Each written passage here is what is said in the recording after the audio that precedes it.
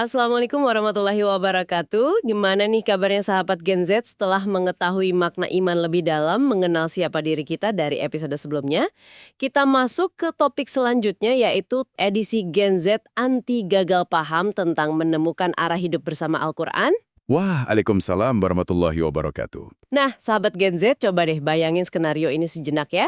Kamu tiba-tiba terbangun, terus nyadar kalau kamu baru aja masuk ke dalam sebuah game open world yang petanya itu luar biasa luas. Wah, asik tuh kayaknya kalau grafisnya realistis. Iya, grafisnya bener-bener memukau, detail banget, tapi ada satu masalah fundamental nih yang bikin panik. Masalah apa tuh? Kamu sama sekali nggak dibekali peta, nggak ada daftar misi atau quest log, nggak ada tutorial awal, dan bener-bener nggak ada buku panduan sama sekali. Wah, repot sih itu. Kira-kira apa yang bakal terjadi sama kamu sebagai pemain di game itu?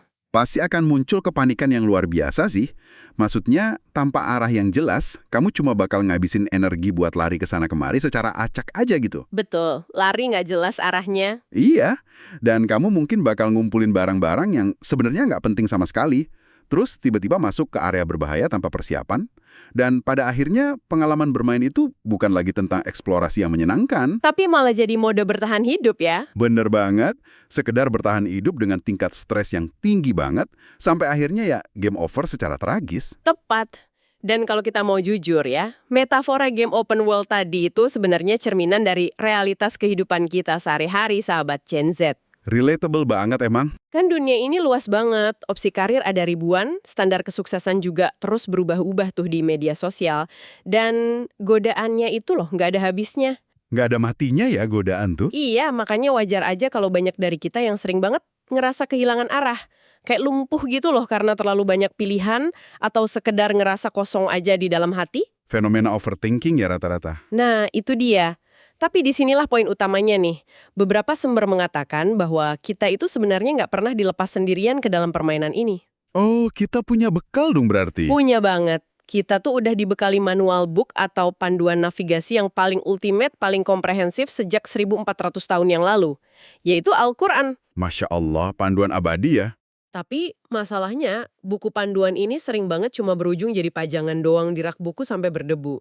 Kita tahu itu penting, tapi kita nggak tahu cara makainya. Itu realitas yang emang sering banget kita temuin di lapangan sih. Sebuah panduan secanggih apapun isinya nggak bakal berdampak apa-apa kan kalau cuma dilihat dari sampulnya aja. Benar, cuma dicium-cium doang gitu kadang. Nah, iya. Banyak orang yang memperlakukan Al-Quran itu murni sebagai sebuah artefak suci yang cuma disentuh pas momen-momen seremonial aja. Padahal esensinya itu adalah instrumen praktis buat membedah masalah kehidupan kita sehari-hari. Menarik banget. Memasuki bagian pertama dari obrolan kita kali ini, mari kita bedah logika di balik keistimewaan manual book ini. Terutama soal konsep mujizat anti-expired. Oke, anti-expired ini gimana nih maksudnya? Gini, aku pengen ngelempar satu pertanyaan kritis nih buat kita bedah bareng. Kalau kita ngelihat sejarah nabi-nabi terdahulu, ya mujizat mereka tuh kan sangat spektakuler secara visual. Betul, mujizat indrawi ya? Iya, kayak Nabi Musa yang membelah lautan. Itu kan fenomena fisika yang nggak masuk akal banget. Terus Nabi Isa yang mampu nyembuhin penyakit yang secara medis saat itu tuh mustahil disembuhin. Benar-benar pertunjukan yang bikin orang langsung percaya saat itu juga.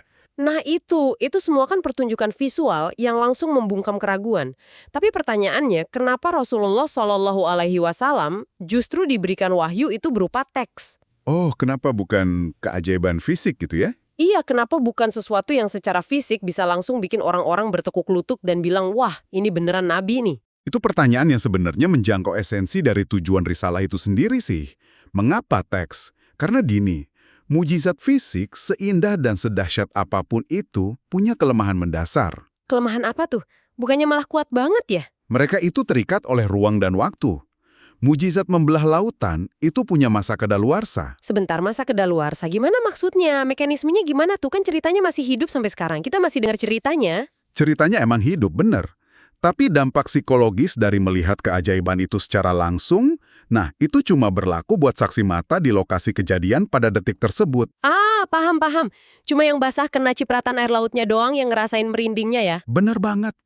Bagi orang-orang yang lahir 1 abad kemudian, atau kayak kita nih sahabat Gen Z yang hidup ribuan tahun kemudian, Keajaiban visual itu udah berubah statusnya jadi sekedar sejarah aja. Cuma riwayat ya hitungannya. Betul, kita dituntut buat sekedar percaya pada laporan atau cerita orang lain. Tapi, Al-Quran itu didesain dengan cara yang sangat berbeda. Allah menjamin langsung keasliannya, biar teks ini nggak lekang oleh waktu. Seperti yang ada di surah Al-Hijr ayat 9 itu ya? Tepat sekali. Tujuannya apa? Biar setiap generasi dari zaman para sahabat dulu sampai sahabat Gen Z di era digital hari ini tetap punya akses langsung ke mukjizat tersebut. Wah, merinding sih ini. Teks ini bisa diuji, bisa dibaca dan divalidasi kapan aja oleh siapa aja. Al-Quran itu adalah keajaiban yang hidup di masa kini, bukan cuma gema dari masa lalu. Jadi ini murni soal aksesibilitas dan validasi mandiri ya. Kita tuh nggak butuh mesin waktu buat ngelihat mujizat membelah lautan. Karena mujizat terbesarnya justru udah ada di atas meja kita sendiri. Iya, mujizatnya bisa kita pegang sekarang juga. Nah, bicara soal validasi ini menarik nih.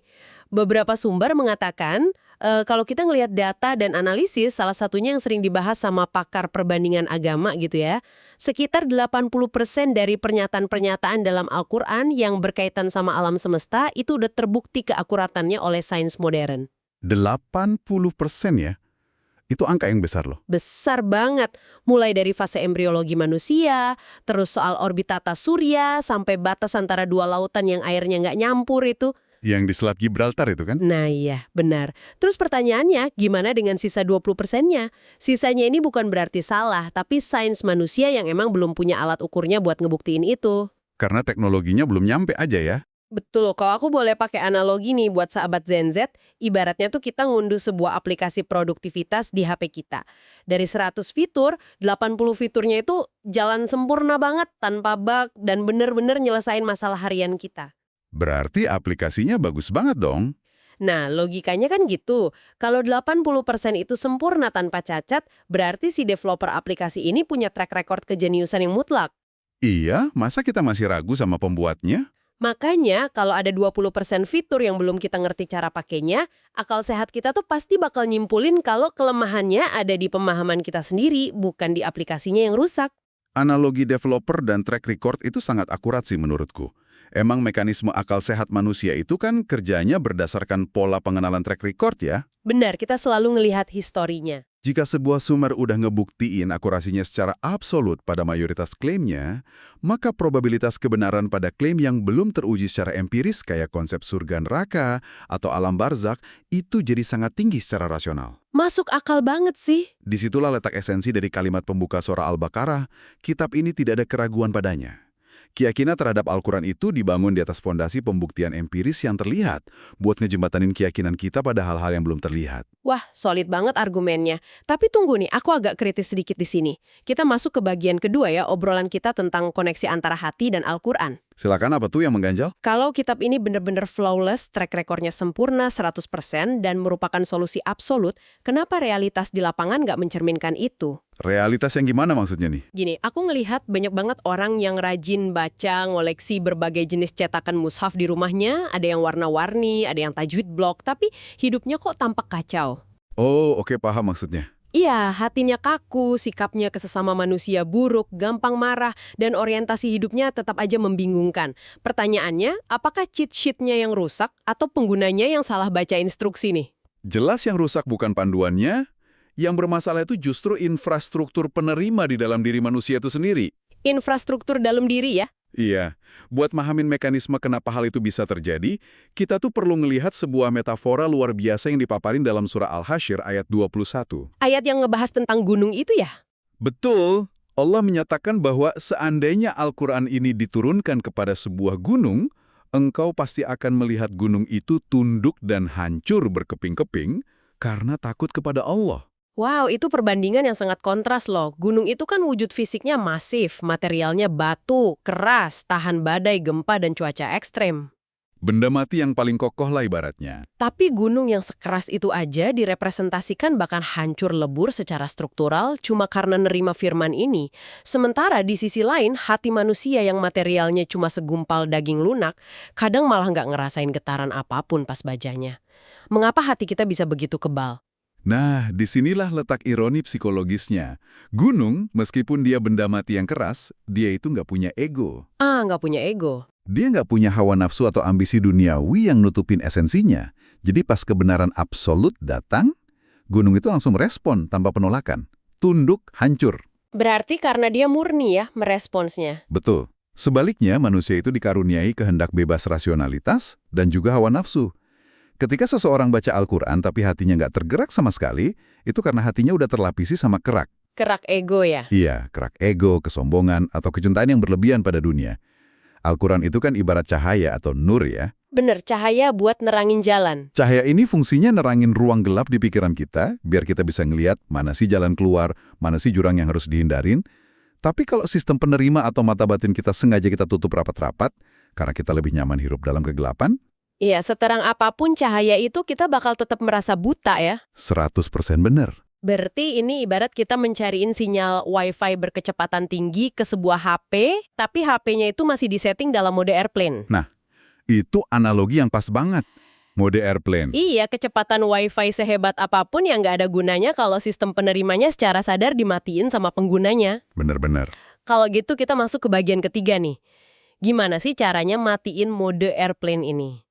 Soalnya kalau kita lihat data statistik ya, dari sekitar 245 juta umat Islam di Indonesia, di atas kertas kan semuanya meyakini kebenaran Al-Quran. Secara teori ia meyakini semuanya. Tapi praktiknya, interaksinya sehari-hari, berapa banyak sih yang benar-benar jadiin Al-Quran sebagai pedoman buat resolusi konflik hidup mereka? Masih jadi PR besar sih itu. Apa sebenarnya tahapan logis atau level keanggotaan yang harus dilalui seseorang buat bisa benar-benar terhubung sama Wi-Fi spiritual ini?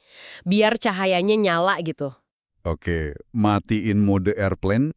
Spiritual itu emang butuh upaya sadar yang sistematis sih, nggak bisa instan. Dalam kerangka Islam, interaksi ini nggak bisa dilakuin secara parsial atau milih-milih doang. Harus kafah ya, menyeluruh. Tepat. Nggak boleh tuh kita cari picking cuma ambil ayat yang enak didengar doang. Ada 5 tahapan esensial yang harus dibangun secara berurutan. Apa aja tuh 5 levelnya? Pertama adalah meyakini secara absolut, ini fondasinya. Kalau masih ada keraguan sekecil apapun bahwa ini bukan murni firman Allah, tahapan selanjutnya pasti bakal runtuh. Logis. Tanpa yakin ya nggak jalan. Terus yang kedua?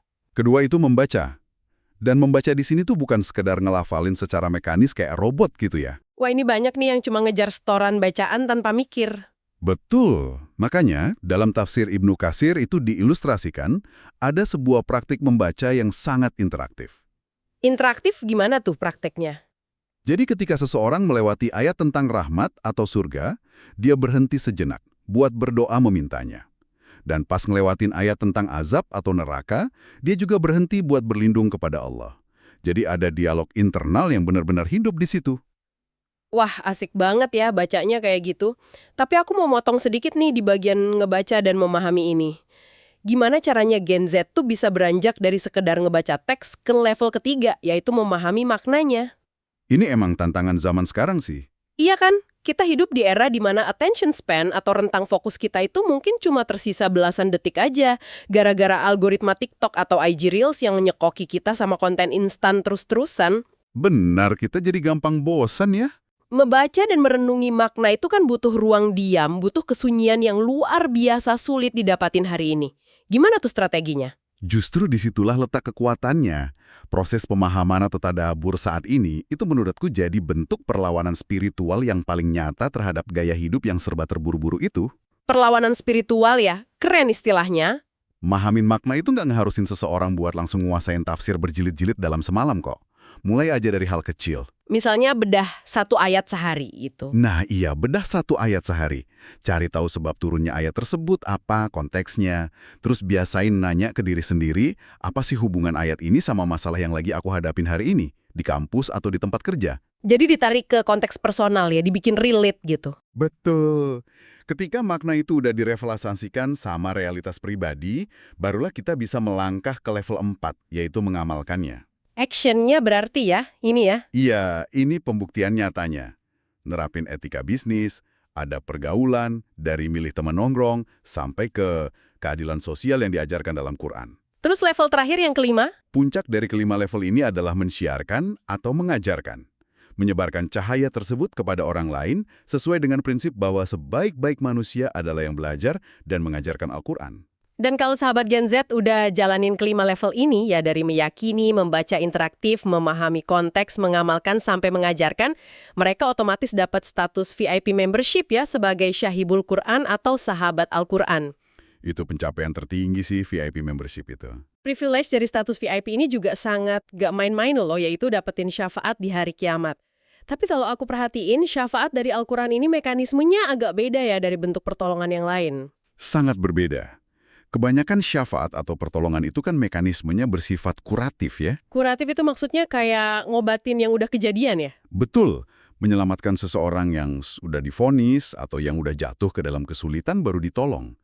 Tapi syafaat Al-Quran itu beda. Dia bersifat proteksi, preventif. Pencegahan. Wow, pencegahan dari awal. Iya, dalam berbagai riwayat dijelaskan bahwa Al-Quran itu bakal datang menyerupai entitas yang berdebat dengan gigih banget buat ngebela sahabatnya. Jadi kayak pengacara gitu jatuhnya. Ia nggak nunggu sahabatnya masuk neraka dulu buat kemudian ditarik keluar. Nggak gitu. Melainkan ia bakal berdiri sebagai pengacara pertahanan yang paling agresif sejak awal buat mencegah sahabatnya sama sekali nggak tersentuh oleh api neraka. Pengacara pertahanan yang ngejamin kliennya bebas murni bahkan sebelum vonisnya dijatuhin, luar biasa banget, perlindungan tingkat tinggi nih. VIP beneran kan? Nah, obrolan ini ngebawa kita ke bagian keempat nih, bagian yang nuntut kita buat berani ngelihat ke cermin. Evaluasi diri ya? Betul. Kita kan udah tahu betapa absolutnya perlindungan VIP PES ini, tapi gimana dengan nasib mereka yang udah tahu, tapi secara sadar memilih buat unsubscribe? Wah, ini ngeri sih konsekuensinya. Mereka yang tahu ada buku panduannya, tapi lebih milih naruh Al-Quran di sudut ruangan berdebu dan ngambil keputusan hidup itu murni cuma berdasarkan kalkulasi algoritma untung rugi duniawi semata. Gimana tuh? Konsekuensinya dipaparkan dengan sangat eksplisit loh di Al-Quran. Salah satunya ada di surah Toha ayat 124. Allah menegaskan bahwa barang siapa yang berpaling dari peringatannya, maka ia akan menjalani ma'isyatan dzongka. Ma'isyatan dzongka itu artinya apa tuh? Secara harfiah itu diterjemahkan sebagai penghidupan yang sempit. Sebentar, sempit ini bukan berarti tiba-tiba rekening bank mereka terkuras habis terus jadi miskin secara finansial kan? Karena realitanya di luar sana banyak loh orang yang nggak peduli sama aturan agama tapi kehidupan materialnya tampak sangat melimpah ruah. Pertanyaan bagus. Kesempitan di sini tuh beroperasi pada dimensi psikologis dan eksistensial, bukan sekedar neraca keuangan di bank. Oh, jadi mentalnya yang sempit. Mari kita bedah mekanismenya. Manusia itu kan pada dasarnya didesain buat bergantung pada sebuah pijakan yang sifatnya tak terbatas, yaitu Allah. Benar, kita butuh jangkar. Nah, ketika seseorang ngebuang Al-Quran sebagai pijakan mutlaknya, ia otomatis bakal nyari pijakan pengganti buat nyender. Nyari sandaran lain ya? Sayangnya, pijakan pengganti itu selalu aja hal-hal duniawi yang sifatnya fana dan sangat terbatas. Kayak validasi di media sosial, jumlah kekayaan, atau jabatan karir. Terus apa bahayanya nyender ke hal-hal itu? Karena hal-hal duniawi ini sangat rapuh dan bisa hilang kapan aja, alam bawah sadar orang tersebut bakal terus-menerus bekerja dalam mode ancaman. Wah, mode survival dong. Iya, ia selalu takut kehilangan hartanya, takut kehilangan followersnya, takut reputasinya hancur. Ketakutan yang konstan inilah yang kemudian menyempitkan dadanya. Meskipun ia tidur di kasur yang mewah harganya ratusan juta, pikirannya selalu diliputi kecemasan yang mencekik. Wow, itu penjelasan yang ngejembatanin banyak hal sih. Ini ngejelasin mekanisme di balik epidemik kecemasan atau mental health issues kayak anxiety yang sering banget kita lihat ngejangkit sahabat Gen Z hari ini. Betul, karena akarnya dari situ. Ketika jangkar hidup kita ditambatkan ke sesuatu yang terus bergerak dan gak pasti, wajar dong kalau kita ngerasa mabuk laut setiap hari. Analogi mabuk laut itu dapat banget sih. Kehilangan kompas spiritual berarti otak kita dipaksa buat memproses setiap ketidakpastian duniawi itu sendirian. Dan itu tuh beban kognitif yang pasti berujung pada burnout kepanjangan. Analisis yang sangat tajam tuh. Dan ini belum selesai loh. Ketika beban di dunia itu udah nggak tertahankan, hukuman selanjutnya di akhirat juga udah nunggu. Yaitu dibangkitkan dalam keadaan buta. Dibangkitkan buta? Kenapa spesifik buta hukumannya? Karena pas di dunia, ia secara sengaja membutakan lata batinnya dari petunjuk yang udah jelas terpampang. Ditambah lagi kayak yang disebutin di surah Az-Zukhruf, Orang yang berpaling ini bakal dipasangkan dengan syaitan sebagai teman karibnya. Syubhatu syaitan. Syaitan ini berfungsi kayak echo chamber pribadi ya berarti? Echo chamber gimana tuh maksudnya? Kan kalau di media sosial, echo chamber itu algoritma yang cuma nyuapin kita sama opini yang pengen kita denger aja. Jadi kita ngerasa paling bener sedunia, padahal sebenarnya kita salah. Syaitan ini ibaratnya ngebisikin pembenaran-pembenaran atas gaya hidup rakus kita. Ngeyakinin kita kalau ngejar dunia tanpa henti itu adalah jalan yang paling logis dan benar. Tepat banget. Syaitan mengisolasi mereka dalam ilusi kebenaran itu. Dan berbicara soal gaya hidup yang rakus, ada satu analogi lagi yang sangat keras namun menampar kesadaran kita. Di surah Al-A'raf ayat 176. Analogi apa itu? Orang yang udah diberikan ayat-ayat kebenaran punya akses ke panduan tersebut, tapi lebih milih buat nurutin hawa nafsunya dan nempel terus sama keduniawian, itu diumpamakan seperti seekor anjing yang menjulurkan lidahnya. Analogi anjing yang menjulurkan lidahnya. Oke, mari kita bongkar ini, sahabat Gen Z. Mengapa anjing? Iya, kenapa tuh? Karena anjing itu punya anatomi kelenjar keringat yang unik.